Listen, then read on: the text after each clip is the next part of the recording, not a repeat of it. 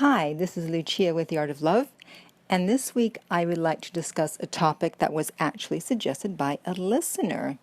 And he said that the song Hold On Loosely by 38 Special, the lyrics, they were very true in terms of how people should be in relationships in order to make sure that they don't end up being broken up with. And I have to totally agree. So if you're not familiar with the song, let me just recite a few lyrics very quickly.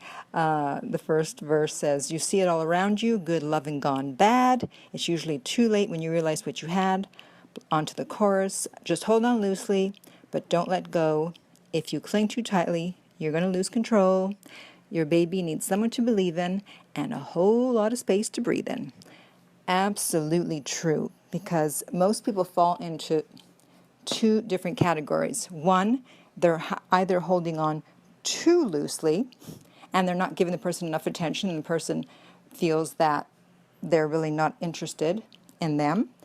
Or the total opposite, where they're holding on too tightly and they're clingy and insecure and jealous, and they get broken up with for that reason.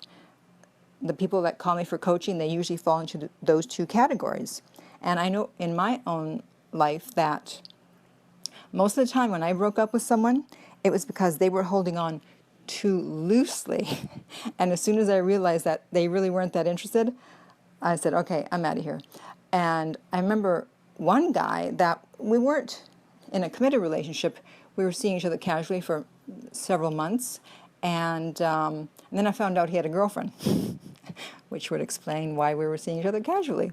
And so I stopped seeing him, and then about a month later, he came over, and I was already seeing someone else, and I was happy, and I'm like, yeah, I'm seeing someone else, la, la, la.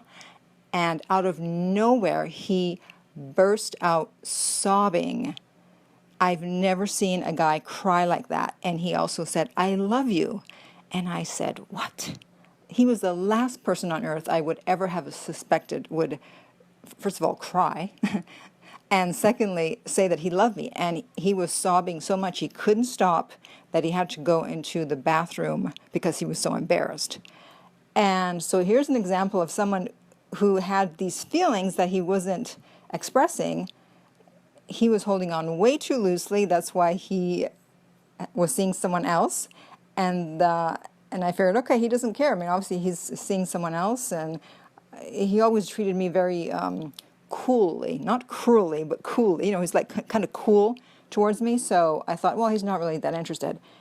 But obviously his actions would indicate otherwise. So if you fall into this category where you're acting really cool towards someone, you might want to step it up a bit before it's too late and they go on to date someone else.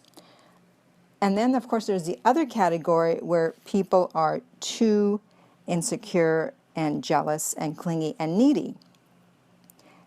And, you know, at their core, people need to feel free and they need to be free. Because think about it. Wars have been fought. People have been giving up their lives for centuries so that whole countries could feel free.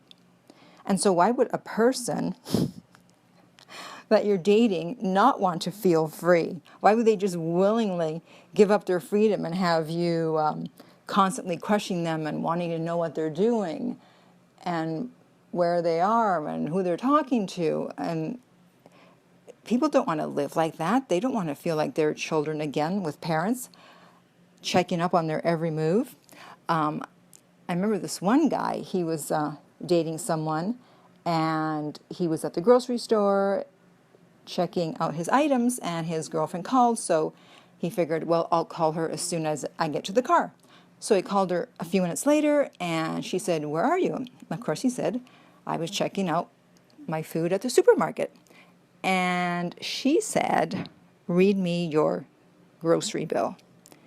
Because she was insecure, and she thought that he was up to something, and that's why she asked for the information. Well, needless to say, that relationship obviously doesn't last long, because people don't want to live like that, where they have to explain their every move.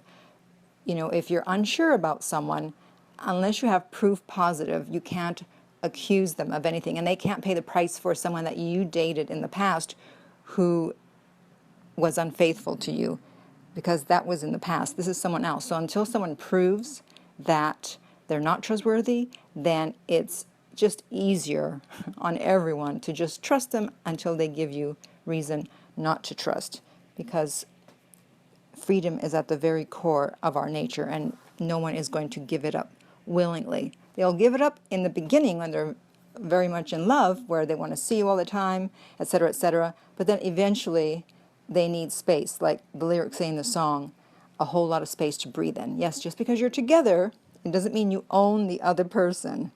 The person also has to have their breathing room and their own time and their privacy.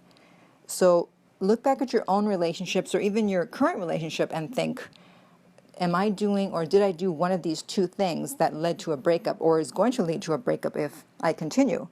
And hopefully this was a wake-up call if you fall into one of those two categories, and you will change some things, because otherwise you may one day find yourself contacting me to say that someone broke up with you and now you're trying to get them back. Okay, so if you would like coaching regarding this, or if you have any comments or questions, you can contact me at my website, theartoflove.net.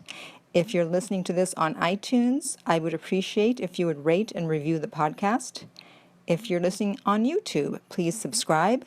And finally, remember that love inspires, empowers, uplifts, and enlightens.